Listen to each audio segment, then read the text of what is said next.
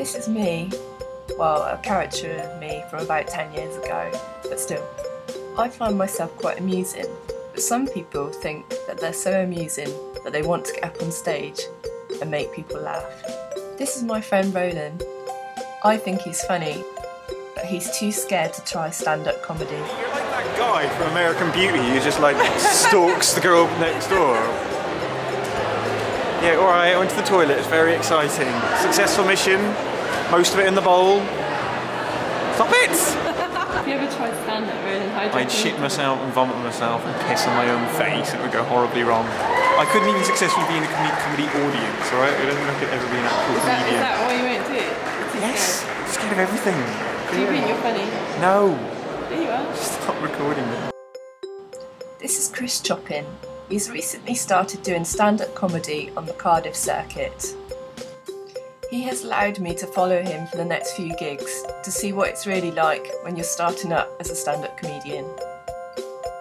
I asked Chris if he had been punched by an audience member yet, as his lips seemed to be in a bad way. He said he had walked into a lamppost earlier that day. This is how I wash things, always. How do you normally prepare for a gig? I always wear like some old crappy trainers and like a cardigan and a shirt with a collar. Like I've made some effort towards presentation, and the same glasses. As I brought special glasses, especially for comedy. Because I didn't want to wear my designer glasses because I didn't want people to think like I was some rich kid or whatever and think I was a wanker, so I just got some cheap glasses so that I think I'm like a man of the people. And I explain this to other comedians and they all laugh in my face and think it's shit, but it's like you know, placebo effect. If I think it's working sort of thing. Why did you want to be a comedian? I wanted to be a comedian because I should have thought about this, shouldn't I, before I started doing it. I wanted to be a comedian because I always wanted to be like funny. When I was a kid, I wanted to be like a comedian or a radio DJ, or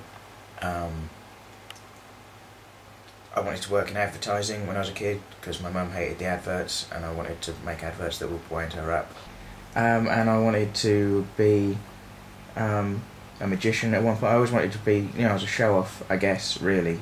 And I wanted to be fun, and I liked when people laughed at me, and then you kind of grow up and you go to uni and you think, well, yeah, but that's not something I could do in the real world. And then you find, well, I've got a degree and I'm making no money. I, you know, actually might as well kind of have a go at the thing I wanted to do in the first place. And the first time I didn't know if I'd just die on my ass and never do it again, but I got some laughs and it went okay, and I got invited to do another gig, so it's all kind of progressed from there, and that's really exciting. So what do you think of Chris? How's it living with him? He's alright. I mean, he's a single young guy, but never really bothers us with any women or anything. He just keeps himself to himself, really. And do you think he's funny? Not that I've noticed. I mean, he's not like one of your comedians that you go and see, you know, that make you laugh on the northern ones, like Peter Kay or someone. He seems to laugh a lot, but no one else really laughs now. And have you watched him do stand-up? No, and I mean, he does bits around the house, but I tend to ignore him, really. There's just better things to go spend your money on, the cinema or in Revs or somewhere like that. So no, I really haven't. Okay. How do you feel? Yeah, very nervous because there's a few people turn up to see me tonight, and they can't get in because it's so rammed. And I'm doing all new stuff, and my last gig was a bit of a disaster, and now there are people here to tell me off because they can't get in. And so yeah, so film those people. These are my entourage, my fans. It's cool. I love it. Seriously. Yeah. It's that way. Look, there's no. But you can't get in, they turn everyone away. You were in demand. Put sad faces on. I was here for the Christmas party. There were 10 people. Oh, we're that good. And now full. Right. Brilliant. When are you on? What's happening? I don't know when I'm on. What are you going to do? The MC isn't here yet, but the people are here. So whatever happens, I'm going on, and I'm going to do my new material, and it's scary as hell. But yeah, my last gig was a bit of a blowout, so didn't go that well. But that was because the audience, but it's still nervy. So yeah. What do you do to prepare? I drink red wine. I take Imodium, just in case. I tell people how nervous I am. And yeah, and that's pretty much the routine that I've developed. And I generally try and talk to some of the other comedians because they're generally pretty supportive and yeah, and we help each other out, I guess. I'm Patrick Harries. How you feeling? Good. Yeah, I'm not very happy. I'm on water, which I don't normally do before a gig, but the bar's too busy. How long have you been gigging for? Just well, a year or so. And how have you found it? Exhausting. Yeah. Do you feel like you're going to be big? Yes. In life? Yes, I do. In fact, I feel that it's. You know, I've done my dues of crap gigs now, so this is the time for me to appear on TV. I just found out I'm on first, so wish me luck. Terrified. But that's why I hate junk email, because junk email, there's not that level of thought going in. They will send you any old shit, right? I got an email asking if I wanted to buy an electric wheelchair. I don't need an electric wheelchair, mister. And on the other side, you see, no need for that. I got another junk email, right, telling me that I should be claiming my American military pension. Just to clear up any confusion in the room, right, based on the neatness of my appearance, my athletic build, and my excellent posture, I'm not now and have never been in the military. I don't need to claim that pension. I got sent a third email, but sent an email asking for any lonely single people in the Cardiff area. Right? Even a stop clock, Cardiff. Even a stop clock will be right twice a day. I'm just saying that's no reason to keep it, you know? Don't liking that off. I won't be keeping that for future sex then. Why? I'm going to read on my hand for the next bit. This is how the magic happens. Just say it was nice good. It was really good. Do you think he's got a career? You'd book him. If I was a promoter, which I'm not, I would book him. Don't know him. Do you reckon he's going to be big? Oh yeah, really big, definitely.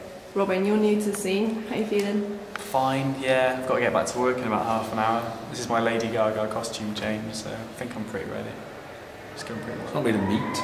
Wow, you smell it, sir. I've worn this for my last 3 gigs. Like blue cheese. This needs a bloody wash. And Darren, you've been part of the scene for quite a while now. I have, yes. And you're still part of it. Do you see big dreams? Oh, I've always got big dreams. I've just done a radio show. I'm doing another radio show in a couple of weeks. I've just been offered a gig in Dubai. I've got lots of dreams. Lots of dreams. He's the World Cup ambassador for it. It's going to do pretty well.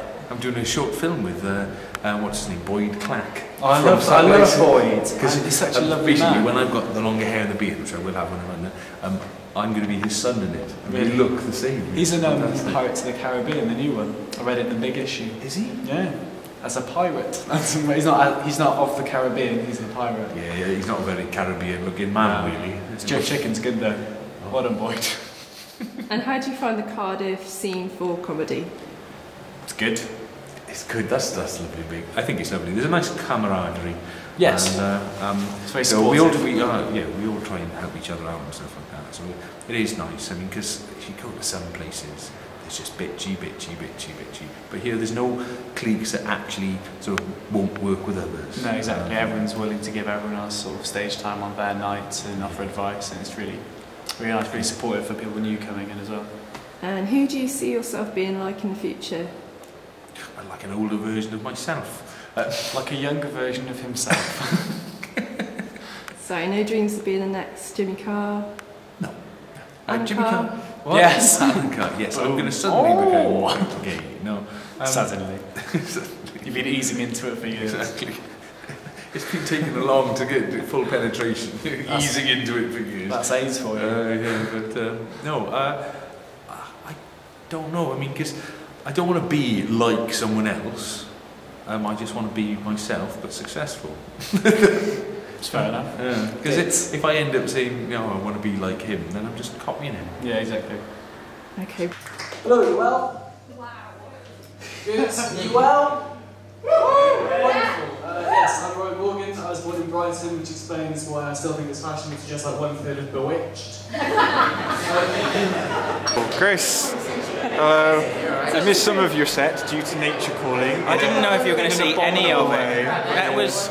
It was alright. I got some laughs. That's the main thing. It could have gone better, it could have gone... I didn't get any laughs for that one punchline about a stopped clock, and I don't know what if that just isn't funny. I think I couldn't hear you, that was my thing. I like the hello thing. I wasn't blaming you. Yeah, no, that was good. That was a beautiful bit of real life providing great material, but I don't know if it just wasn't funny or if people didn't get it, but I thought the junk mail bit was good, and then it didn't. It kind of was okay, and then the end just nothing. So I've got to drop that now. I think the problem was I couldn't hear you, and I think a lot of people backed them. So, did you expect favourite friends to turn up? So it was a good gig. Well, bits of it were good. I got laughs, so that was good. And my last gig was shit, so it's good to get some laughs again. Did you feel scared? Did you feel like cracking halfway through? I was very scared because it was all new, but the Danny Dyer stuff got a good response, so I'm going to be keeping that.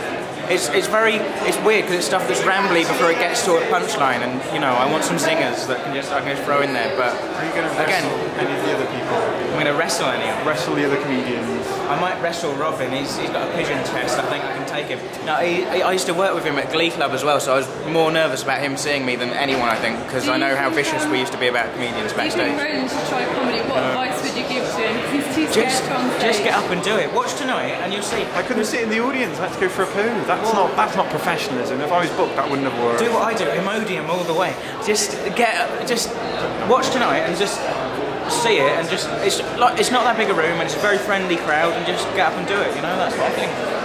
Yeah. Fuck off, Jodie. This is Ted Charest. He has cerebral palsy. But he isn't letting his disability get in the way of him being a stand-up comedian. Hello, darling. How was Chris? Hello. Did you watch Chris? Yeah. Chris was good.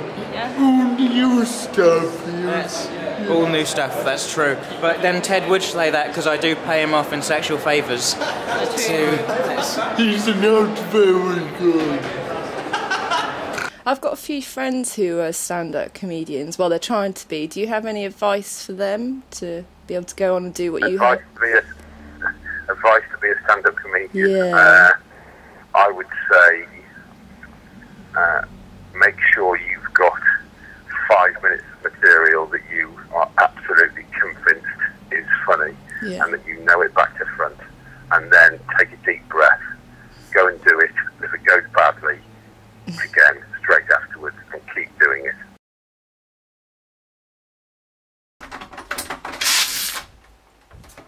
Sorry, I got a bit distracted. Were you just watching footage of yourself? I was in there smelling my own farts. I got sent a video of me from Sunday night, and I hadn't seen it yet, and I've been waiting for it to download, and I just got in there and found, oh, it's finally finished downloading. So yeah, I watched a little bit, and it was alright, wasn't it? It was me on stage, saying things, and people were laughing, which is about the best you can hope for, isn't it?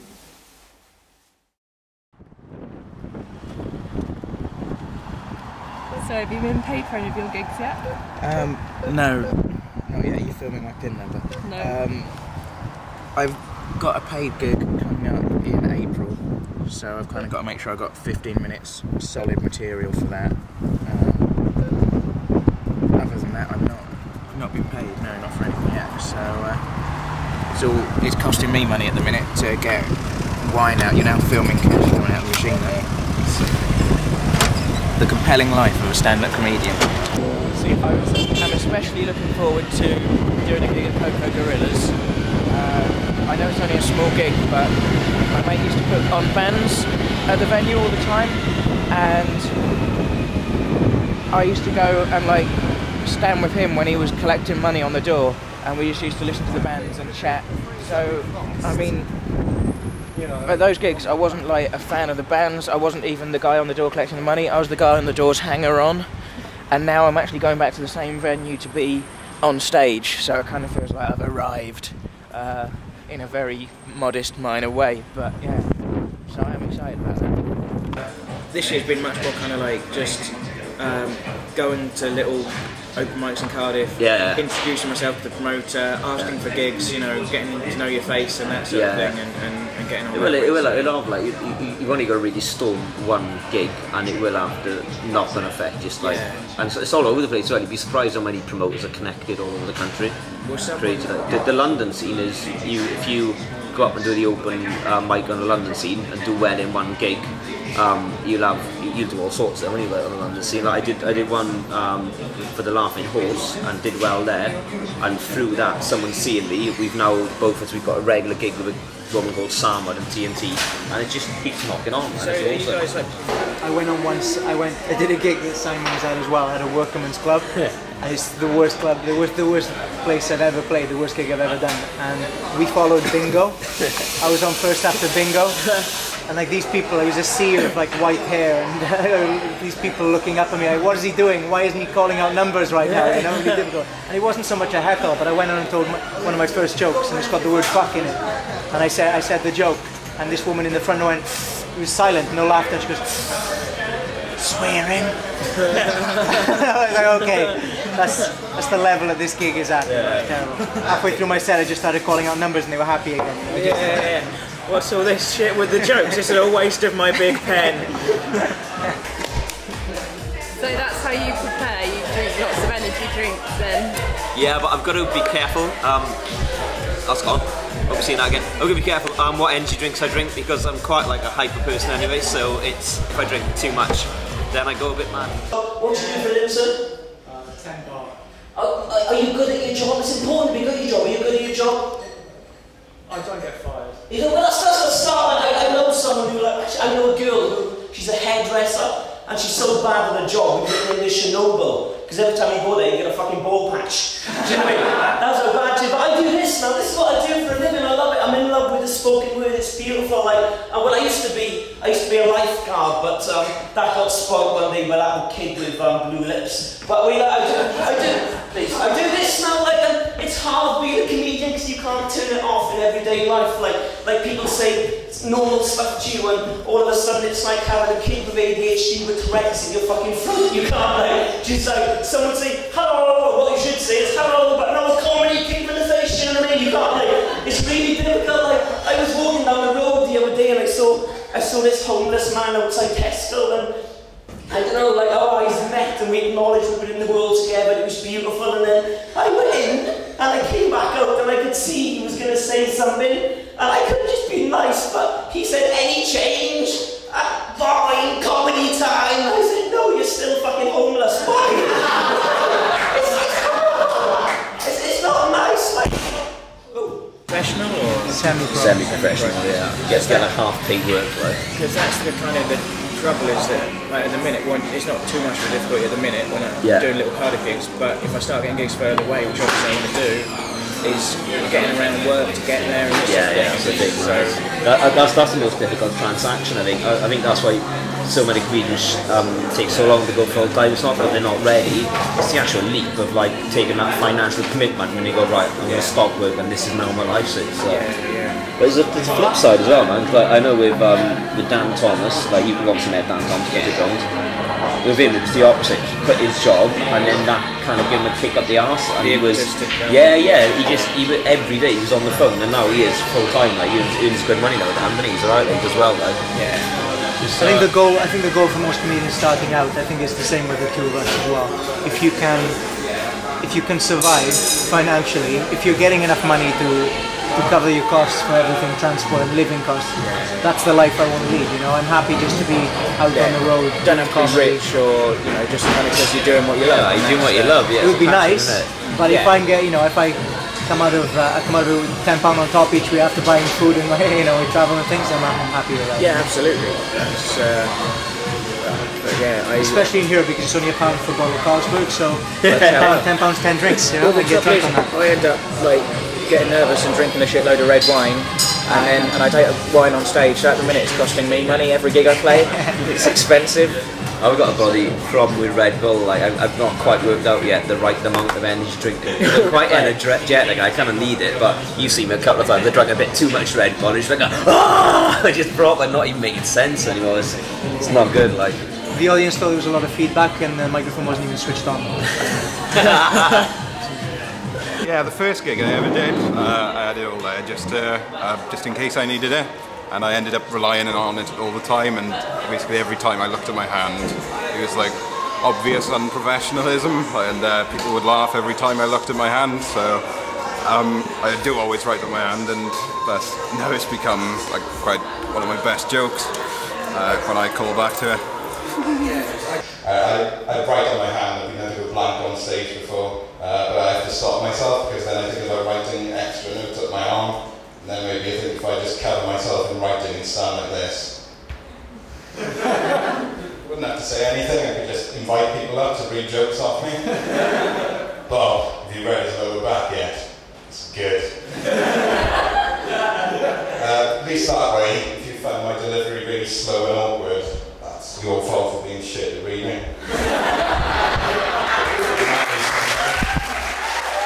Have you written on your hand? Not yet. I've got my pen at the ready. I was just thinking that I should need to decide what I'm doing. Yeah, film me. What are you writing? The comedy man wrote funny things on his hand. I'm writing words, aren't I? Look, okay. How do you decide? I'm writing. we is the first thing I'm writing. That's I/WE. We. Then I'm going to write internet wanking. Okay. Then I'm going to write gay. Right. These will later be chapter headings on my massively successful live DVD. The worst thing about these shoes? Wish I had a better pen. Yeah, it's a piss for number knots. Yeah.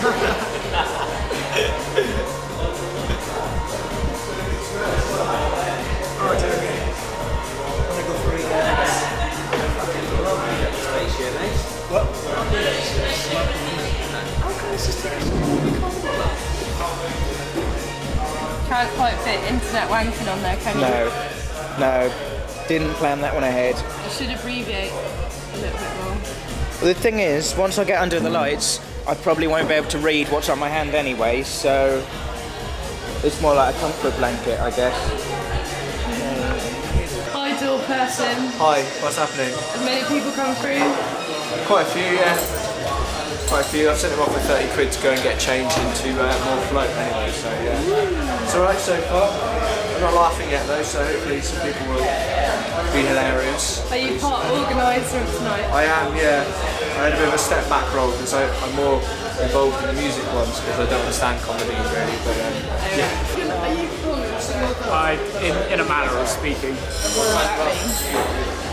Well, there's performance and then there's someone getting up on stage and saying stuff, looking as awkward as I am now. Are you getting up on stage and saying stuff? I am getting up on stage and saying stuff. I'll see how successful it is. And what number gig is this for you? 10 or 11. How are you finding it? It's good fun.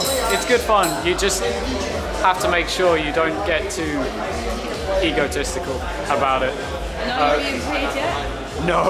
Oh, actually, I've been paid once in a drink and 2 condoms, which I think that's actually as good as I was expecting at this stage. Thank you. Woo, more people. 2 more people and 1 leaving. There you go. Okay, so I get my flatmate, who's also into comedy, to film my set, and having felt that it went quite well and had a bit of an ego massage afterwards by people, I put it online, I put it on YouTube, and after about 4 months I've had 14 views and a single comment which runs, "Don't give up the day job." So I think it's promising. You know exactly what you're in for now. Hey, yeah, I'm Robin Lord.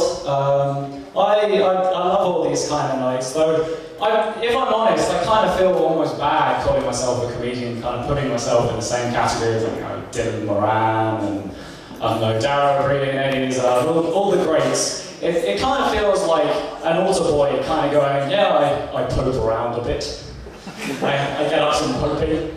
So why do you keep plugging on with, do you just think you're good though, yeah? It's free therapy. Is it? Lots of people just have to listen to me for 10 minutes. My girlfriend thanks me for doing it because then she doesn't have to listen to me for 10 minutes. It's fine.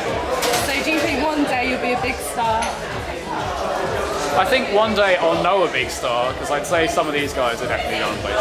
And who would you say we've got to keep our eye on the Cardiff comedy circuit? Definitely Dave, because within about 3 months of this, he's already got paid gigs. I have to warn you, some of the jokes here tonight are quite cheesy. The only thing cheesier is a cluster around my bell end.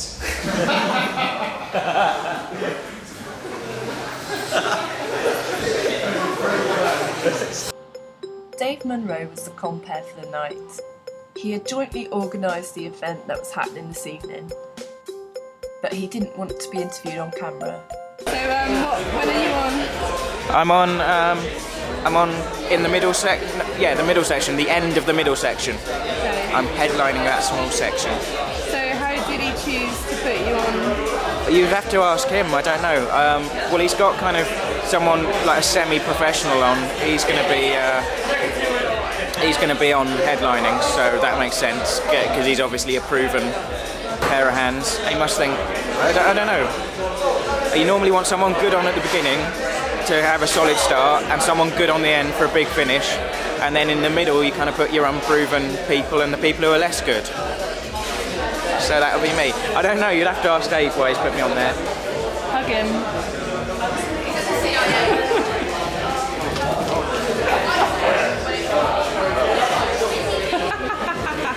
Do you feel better now? Not so scared? A bit tighter in the trousers. So, like, why do you think you're funny? Why do you think you're funny in the audience? Because people laugh. I can't see any women comedians here. Why is that?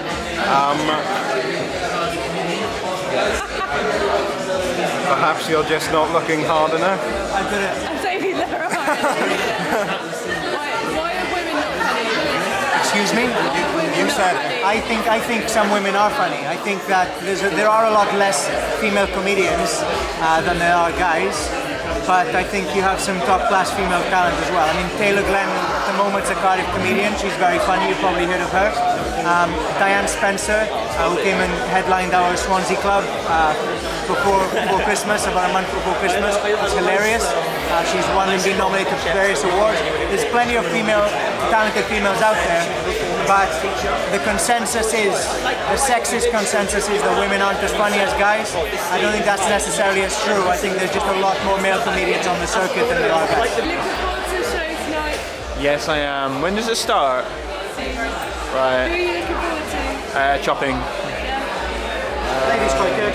Yeah? Yeah. What have you heard about him? Well, that he's quite good. Got great hair.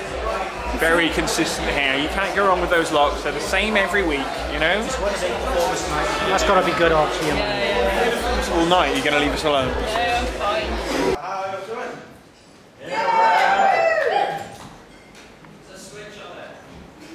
I'm fine. Too, thanks.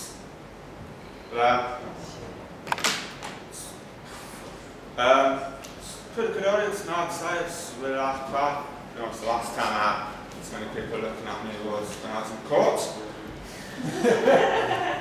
I was with Joe and I kind of was in a big one there. Okay. Hello?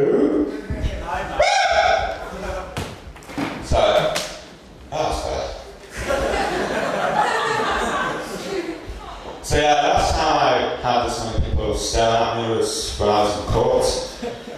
But I wasn't doing anything else. I'm curiosity and kind of big one rip. But I was literally had to stand up and say, guilty, Your Honour. Yes, I love Chris Chopping. I have no idea. How was your set? I think my set was pretty enough, but it's only because all my script I've done enough So I used to be a Christian, and the Christian youth centre I went to arranged an event that was called the Tramp Supper, which was an experience for me because I was 11 and had never tried heroin before. I'm surprised the amount of personal information you put on Facebook nowadays.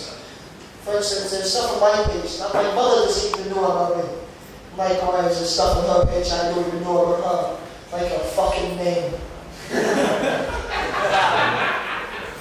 And I don't understand homophobes, you know, apart from the whole prejudice thing. The average homophobe should be grateful that there are gay guys in the world. Because you're not going to get laid with that attitude unless the girl has run out of options. So the more gay guys in the world, the more likely you are to get anywhere in life.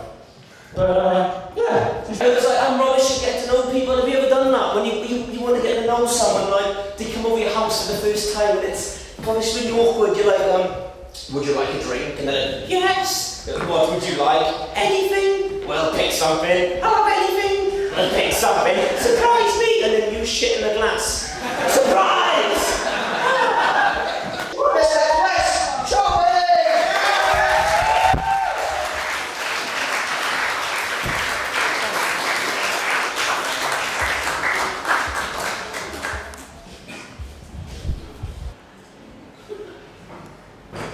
Sorry, just enjoying my wine. Sorry, I'm glad to be up here, but I'm not going to let it interrupt my evening.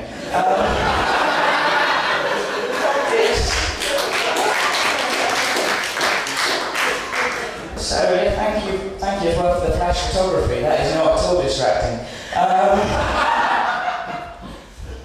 And I've got to look at my hand now. I've been all slick and shit, and you just say, oh, that's right.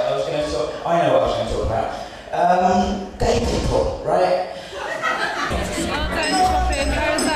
Thank you very much. It was weird. I kind of got more laughs. I felt like at the beginning, the gay stuff was getting good laughs, and after that, it kind of the poo story didn't get as much. You got like 2 big claps. Yes, I got claps. I haven't got many claps before now. I got 1 clap in Western Supermare, like a ripple, and claps this evening. So that was nice. It was good. That's when you feel like, yeah, I'm proper good at this shit now. So yeah. See, now this is why you shouldn't interview me immediately after coming off stage, because all the adrenaline is pumping and I'm going to sound like an arrogant motherfucker, essentially, is what's happening now. But, so, you know, contextualise this, keep that bit in where I admit that I'm being an arrogant fuck, because I was good though, but I am arrogant. But I was good, but I am arrogant about it, but I was good. Very good. So how do you feel? I feel, yeah, adrenalised, and I didn't have as much drink this evening. I'd like a glass and a half. So I feel like I'm working towards being able to do it not absolutely off my face like I have been for my last 2 gigs. So that's good. I don't want to be absolutely pissed up all the time. What do you think about Chris Chopping? Brilliant. Brilliant. He got me heckled there. Well, I was just taking pictures and he was like, oh, horrible. And He's going somewhere. Yeah, I do. Good. What do you think motivates people? Because I've seen some comedians that have pretty much died on stage. Why do you think they keep going? I don't know, maybe they've had good nights and... Well, if you have a good night, the adrenaline that you get and the buzz from it is amazing and you feel just like king of the world. So if they've had a good night, maybe they're kind of going, well, I'll bet through a couple of shit ones because I want to get that feeling back, and there's nothing like it. But some of them are consistently bad. Well, I don't know. Do you think they're delusional? I was lucky because my first couple went alright, but if I'd been doing like a bad gig and if my first few had been bad, I wouldn't have kept at it. So fair play to people who are kind of battling on, and hopefully they'll kind of, you know, polish their set a bit and improve. Chris. Hello. So since you've been gigging, how has your technique with the ladies improved? Do you get more offers now? Well, I've not really been looking really for any ladies at the minute. But what I am actually. I have become a massively good wingman, it turns out, because I went, after the gig at Coca Gorillas the other night, I went to Gassy Jack's with a few people, and my mate Roland was there, and he was trying to get some girls to talk to him. He started introducing them to me, telling them that I was a comedian, and they didn't believe it. And I started going, no, I did do a gig, and we got chatting and things. And by the end of it, they were trying to get us to come to a club with them. So you think it's helped? I guess hopefully it helped Roland. I think it's just, you say, you know, people... Chris had previously told me that he'd actually met a girl on his first gig and that they had started dating. Things and stuff that is plainly untrue, but I'll take it if that's what they think. But yeah, so hopefully, due to me being a stand-up comedian, Roland will get laid. And that's the best that I could hope for. So where are we going now, Chris? I've just come from work and I'm going to the train station so I can get on a train to get to a gig in Swansea tonight.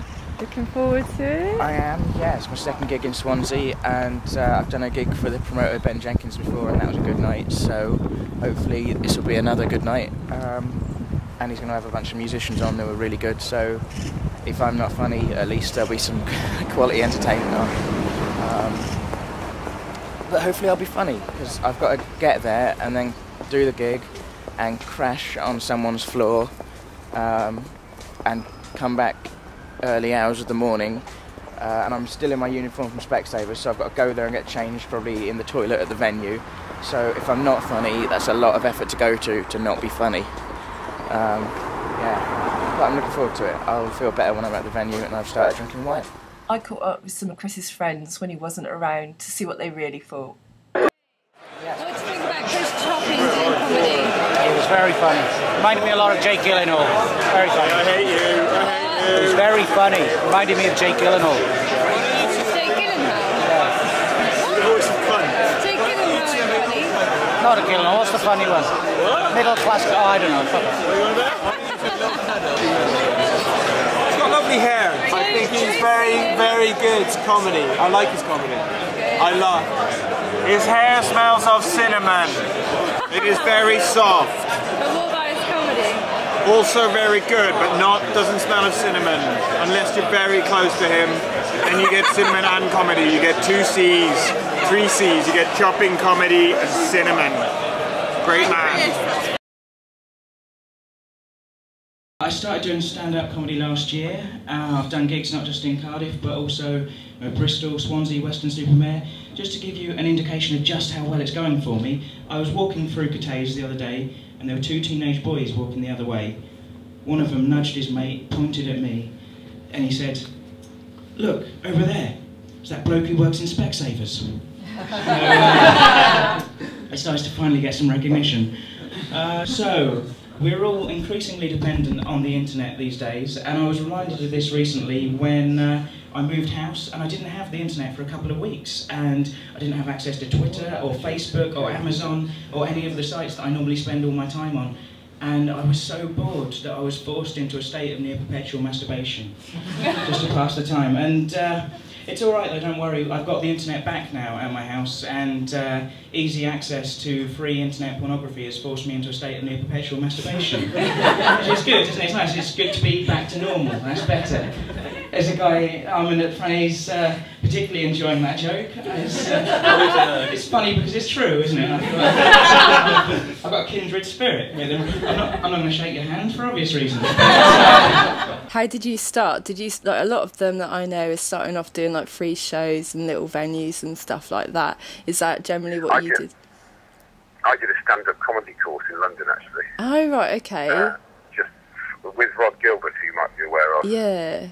So that's quite a big jump from like going from teacher to comedian. So you must have always sort of known it was there, and then just sort of decided to go try. I always wanted to do it all the way through my teaching career. I was fantasising about being a comedian, and then I got to 33 and thought, you really need to do this, otherwise it's going to be too late.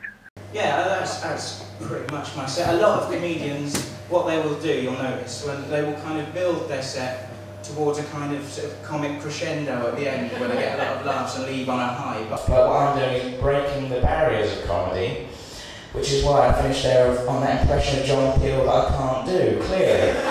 By not doing that, and it's going spectacularly well.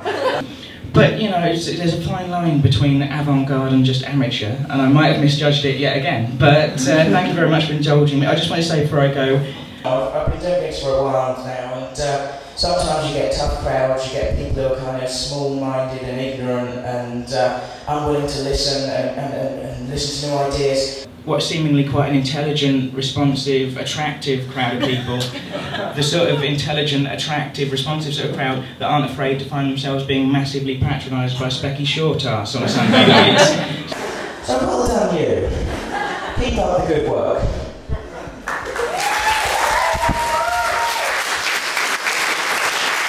What's the future hold, Chris? What does the future hold? Paid gigs, hopefully.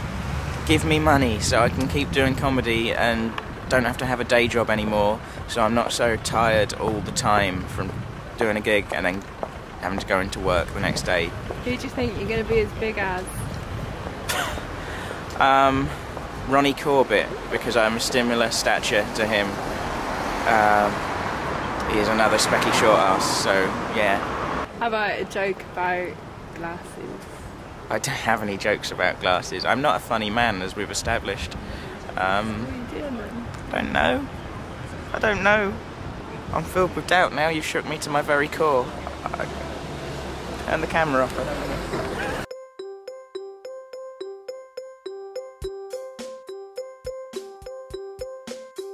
There's some new looking women in here tonight. Okay, one. They're self-light. I know because I'm Dutch. If I start imagining people naked, I'll be dressed in a semi-curtain suit. I don't know what's more embarrassing. You guys not laughing at my jokes, or me standing up here with my cock hanging out. On that note,